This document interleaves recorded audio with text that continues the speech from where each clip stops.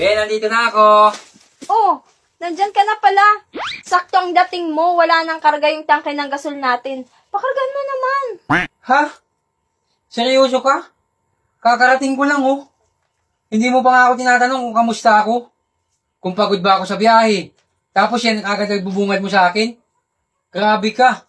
Kala ko pa naman, yayakapin mo ako pagdating ko dito. Sorry na, huwag ka nang magalit.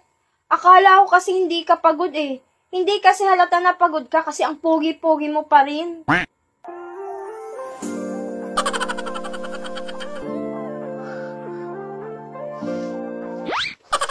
Parang tanga to. Oo nga, hindi ka mukhang pagod kasi ang pogi mo pa rin.